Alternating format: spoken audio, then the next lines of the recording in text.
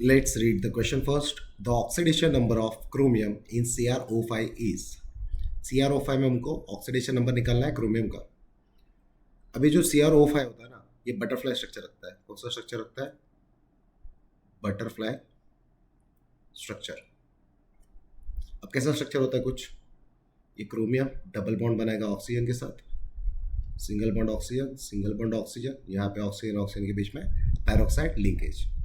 तो ये जो हमने बनाया that is what we called as peroxide linkage. इसको क्या बोलते हैं आप? Peroxide linkage. अब पैरोक्साइड लिंकेज क्या होता है हम देखेंगे. सेम यहाँ पे भी दो ऑक्सीजन, इनके बीच में भी क्या होगा? Peroxide linkage. अब देखो क्रोमियम 1 है, ऑक्सीजन 5 है, स्ट्रक्चर हमारा बन चुका है. अब यहाँ पे हमको क्या करना है? यहाँ पे हमको सबके ऑक्सीडेशन नंबर देना है. यहाँ पे ऑक्सीजन क्रोमियम के साथ डबल बॉन्ड बना रहा है, तो यहाँ पे उसका ऑक्सीडेशन नंबर हो जाता है -2. जब भी ऑक्सीजन ऑक्सीजन के बीच में, मैं यहाँ पे लिख रहा हूँ, ऑक्सीजन ऑक्सीजन के बीच में पैरोक्साइड लिंकेज हो, कौन सा लिंकेज हो?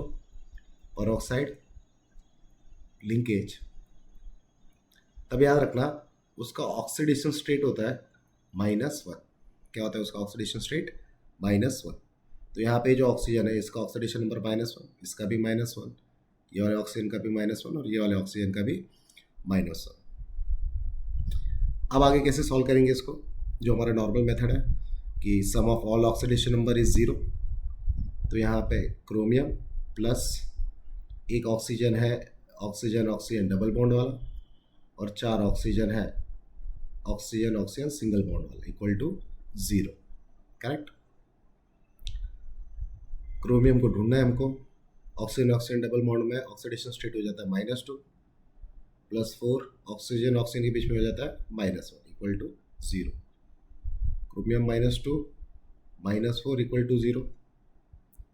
कितना हो जाएगा? -2 -4 -6 इक्वल टू 0.